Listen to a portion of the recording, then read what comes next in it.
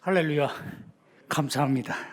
귀한 자리에 초대해 주신 것도 감사한데 또 이 자리에 서서 인사할 수 있는 시간을 주셔서 감사드립니다.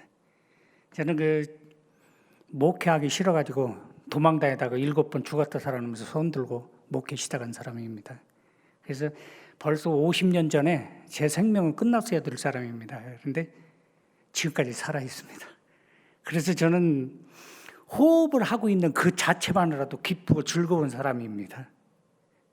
제가 목회를 시작하면서 30살에 목회를 시작했는데 10년 동안 강원도 고성에서 목회 잘 하다가 어느 날 갑자기 동서되는 사람이 와가지고 자네 선교사로 안 갈란가 하는 바람에 그냥 가슴에 콱 찔려가지고 나 같은 사람이 무슨 선교사면은 윌리엄 캐리나 토마스 선교사처럼 생명을 내놓고 가야 되는데 아직 생명 내놓을 정도 안 됐는데 아니 7번이나 죽었다 살아났고도 그런 소리를 했다니까요 제가요.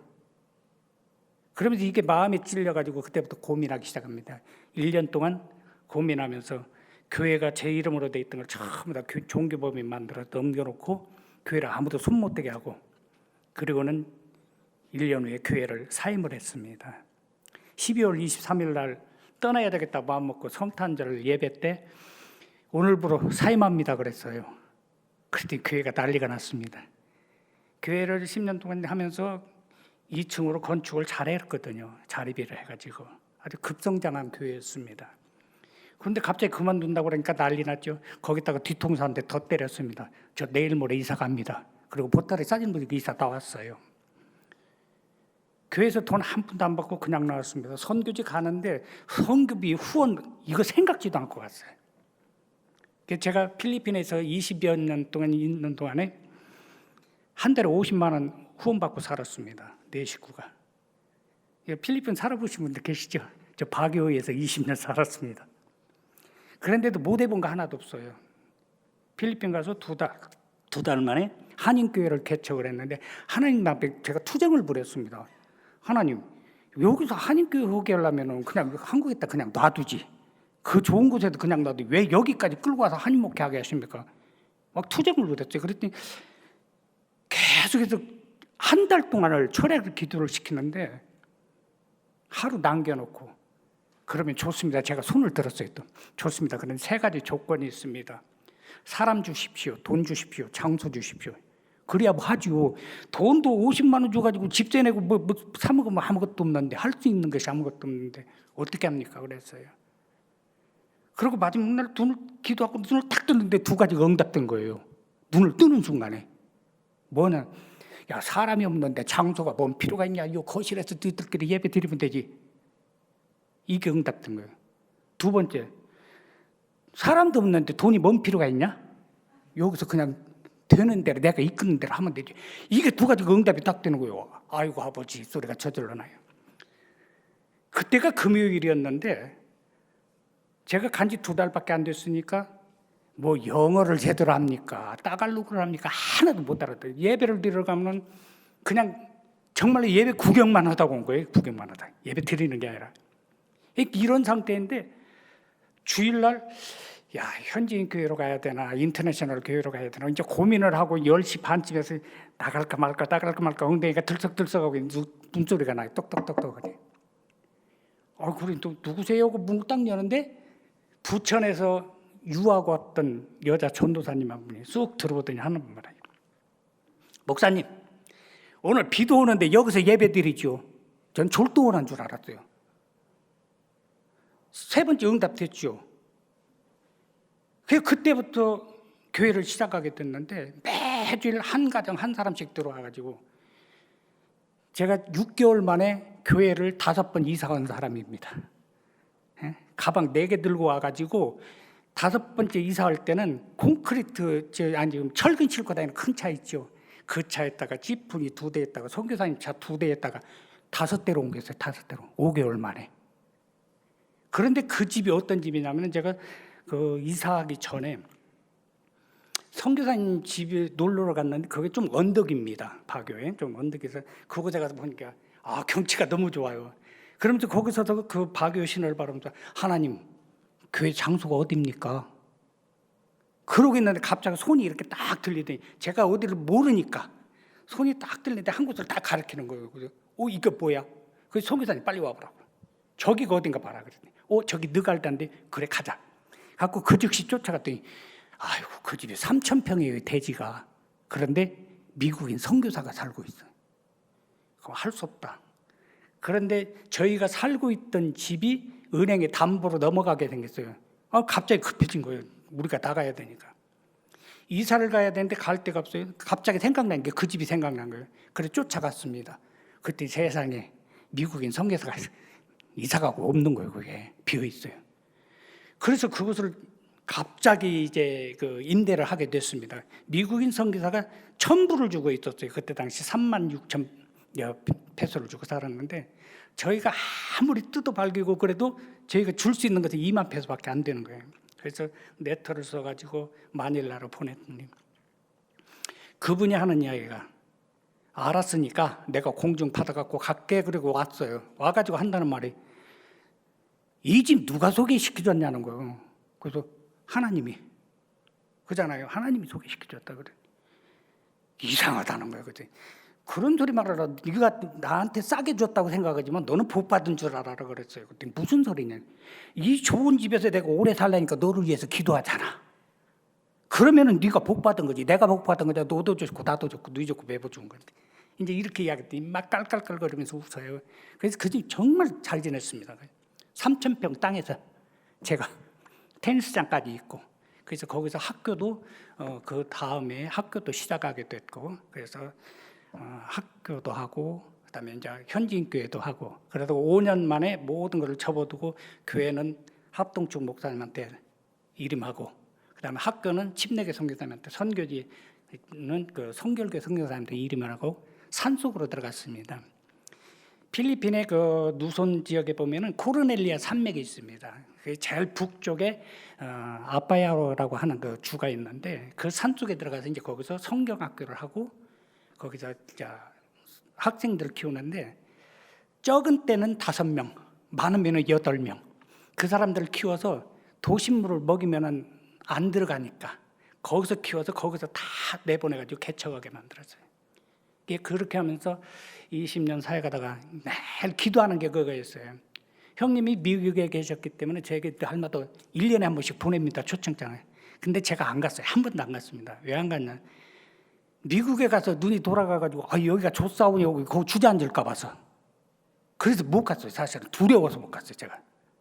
그래서 안 가고 있다가 하나님 만약에 필리핀을 떠나게 되면은 필리핀보다 훨씬 못한 곳으로 보내주십시오 그랬어요. 그리고는 기도한 것이 아프가니스탄하고 동티모르 두 군데를 놓고 기도를 했습니다.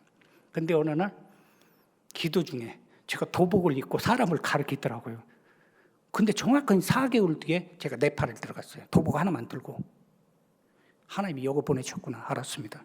볼 것도 없이 딱 정리하고 그냥 들어가 버렸어요. 그래서 네팔에서 한 2년 동안은 그 첫 해에 가가지고 3개월 만에 네팔 체육회에다가 합기도 협회를 만들어 놨습니다. 3년 동안 그 협회를 만들려고 발버둥 쳤던 분이 한 분 계셔요. 근데 못 했는데 저는 3개월 만에 그걸 했어요. 그래 해놓고 2년 동안은 네팔 그 지역에 좀 넓은 지역 곳곳에 좀 다니면서 도장을 다니면서 이렇게 가르치고 태권도 도장 다니면서 가르치고 그랬는데 그러면서 마음에 드는 생각이었던 거 이렇게 돌아다니니까 이거 신바람 난다 참 재밌다. 왜냐하면 가서 그 사람들을 가르치다가 그리스도인들이 있으면은 교회를 인도하고 없으면은 전도하고 이거 같이 좋은 일이 어딨나 참 좋다. 그러면서 하나님이 이 네팔 저에게 주십시오 그랬어요. 그러고 기도했어요. 그런데 2년 딱 지나고 나니까 이놈아 너는 그거 아니다. 그러면서 학교에 대한 비전을 주시더라고요. 굉장히 부담 갔어요 저는. 그래서 학교에 대한 것을 6개월 동안을 카투만두 돌아다니면서 다 찾았는데 너무 비싼 거예요 이게. 또 최하가 2억이에요 최하가. 거기서 돈이 어디가 있어요. 2억은 그냥 200만 원도 없는데. 아버지 이건 아닌데요.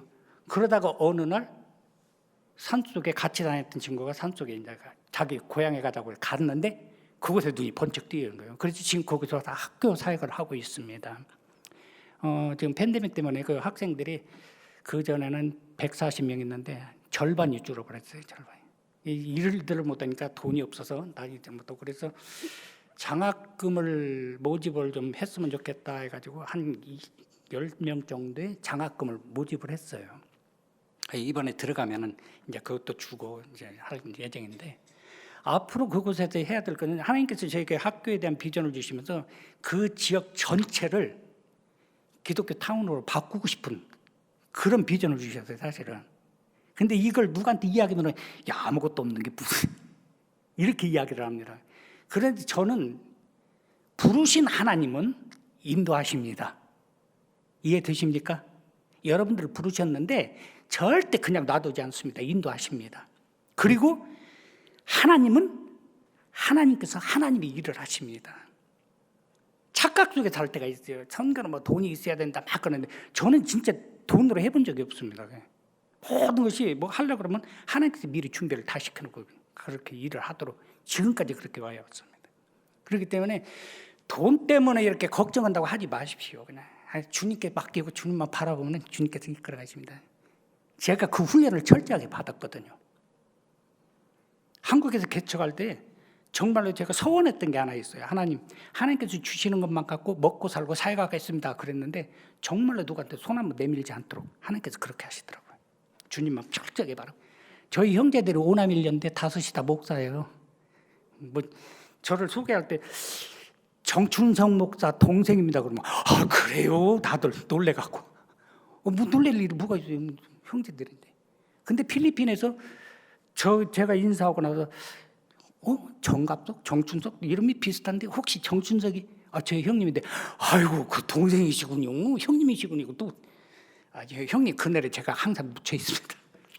그래도 감사한 것은 그런 형님이 제 형님이라고 하는 사실 때문에 감사해요. 그래서 형제들이 5남 1녀인데 5이 목사인데 최소한 그 중에 한 사람은 선교사가 돼야 되지 않겠는가. 그게 제일 꼴통인 제가 그냥 선교사를 쉽게 나갔습니다. 그래서 참 감사해요. 그렇게 할 수 있음도 감사하고, 지금 이 자리에 서서 이런 이야기 할 수 있음도 감사하고, 지금 우리 조영호 목사님 아까도 말씀하셨더라고요. 건강 잘 챙겨야 돼. 예, 저도 건강 막 챙기고 싶어요. 근데 너무 필리핀에서 네팔에서 너무 무리하게 일을 했어요. 제가 하나님께서 하나님이 일을 하신다 그랬는데, 저는 하나님의 일을 내 열심으로 했던 것 같아요. 그래서 많이 망가졌습니다. 60대 때도 필리핀 선교사 대표 축구 선수로 해갖고 대한민국에 나와서 축구 시합을 할 정도로, 베트남, 태국, 캄보디아 이렇게 다니면서 할 정도로 굉장히 체력이 좋았는데 너무 과신했어요. 선교사의 첫째가 영성이 강해야 되지만은 정말 하나님의 말씀대로 내 영혼이 잘된 같이 범사고 잘되고 강건해지는 역사가 있어야만이 하나님께서 하나님 일을 하신 걸 바라볼 수 있게 되더라고요. 그래서 다른 거 할 것 없이 주님께서 여러분들을 부르셨고 저를 부르셨습니다. 결단코 그냥 부르진 않으셨습니다. 여러분들을 통해서 뭔가를 이루시기 위해서 큰 일을 원하시는 게 아니라 가장 좋은 거, 하나님의 일이 뭡니까? 천하보다 그냥 한 영혼을 주님 앞에 이끄는 거예요. 많은 일, 많은 사람, 이거보다도 더 중요한 것, 그 한 사람이 바로 주님 앞에 세워지도록 이끄는 것이 바로 가장 큰 일이 아닌가, 이렇게 생각을 합니다. 그래서 그 일을 위해서 또 가면은 하나님께서 준비시켜 놓은 일이 있을 것이라는 그 기대감에 이제 또 들어가려고 합니다. 어떤 일이 준비될는지 몰라요. 앞으로 주님의 나라에 가는 것까지 주님께서 이끄시는 대로 그냥 묵묵히, 내가 구하지 않고 하나님께서 이끌어 가신 것을 바라볼 수 있는 눈이 열리가 없어서, 하나님의 세밀한 음성을 들을 수 있는 귀가 열리고, 하나님께서 내게 주시는 그 감동으로 따라 행하게 없어서 이 일을 위해서 앞으로도 살아갈 겁니다. 특별히 우리는 여기 그리스도교회 선교 대회를 이렇게 하면서 저를 초청해 주셔서 정말 감사드립니다. 여기 와서요, 여러 선배님들 또 그래도 동력자들이 이렇게 하시는 모습을 보면서 야, 정말 귀하다. 이런 분들이 있기 때문에 하나님께서 얼마나 기뻐하실까. 그 힘들고 어려운 날 딱 힘들고, 그래 내가 너를 안다, 내가 너를 사랑한다, 하나님의 그 음성이 막 그 말씀 속에서 막 들리는 것 같아요. 근데 굉장히 저는 감격스럽습니다. 사실은 이 절에 와서요. 사람이 많고 적음이 아니고 그 작은 속에서 하나님의 사랑을 그냥 붙들고 살아가는 그 모습들이 너무 귀하고 아름다운 거예요. 여러분들이 그런 삶을 살고 있는 그 모습이 서로가 위로가 되고 힘이 되어서 어디를 가든지 주님의 이름만을 존귀하게 드러내는 귀한 사역자들이 될 줄로 믿습니다. 저는 하여튼 뭐 잠깐 와서 인사드린다는 게 조금 이렇게 길어졌습니다만은 정말 감사드리고요. 앞으로도 이런 기회가 있으면 자주 이렇게 얼굴 좀 뵀으면 좋겠습니다. 저는 저기 장로교 합동 측에 있다가 개혁으로 옮겨서 선교사 사역을 하고 있습니다.